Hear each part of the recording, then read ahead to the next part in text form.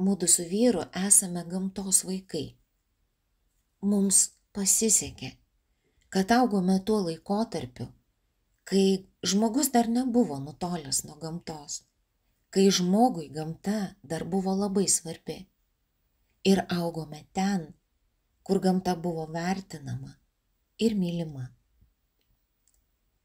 Vaikystėje išugdytą meilę gamtai mudu nešamės per visą savo gyvenimą. Ir nepaisant to, kad šiuo metu esame didmiesčio gyventojai, pasitaikius progai visuomet stengiamės eiti į gamtą. Beje, ne kiekvienas didmiesčio gyventojas gali pasigirti tuo, kad gyvena 10 minučių kelio nuo miško. Taigi tikriausiai suprantate, kad didžioji mūsų meilė yra miškas.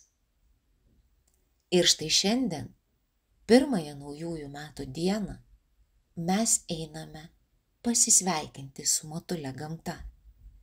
Mes einame į mišką. Prisipažinsiu, šiek tiek keista sausio mėnesį vaikščioti miško takais ir nematyti nei kruopelytės sniego.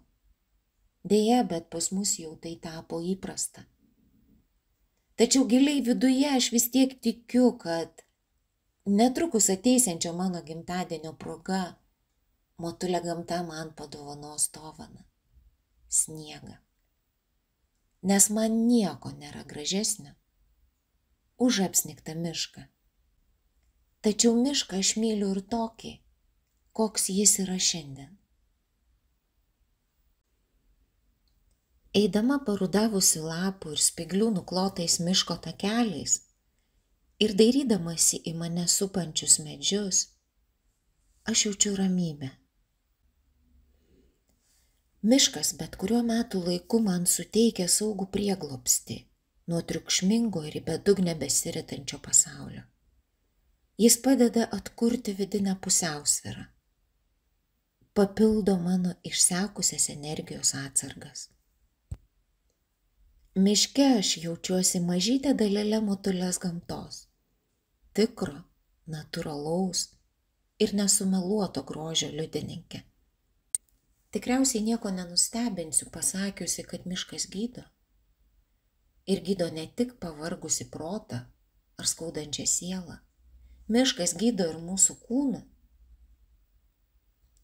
Ir jeigu mes gebame būti dabartyje, mūsų akys mėgaujasi medžių, besiskiriančių tarpusavyje ūgiu, kamienais ir pilkai žaliais atspalviais vaizdais.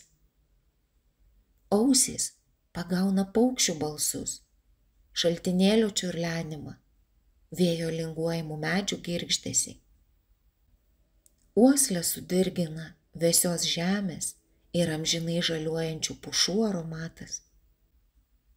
Pirštai užčiuopia ir perteikia apkabinto medžio žievės ar nuo žemės pakelto kankorėžio tekstūrą.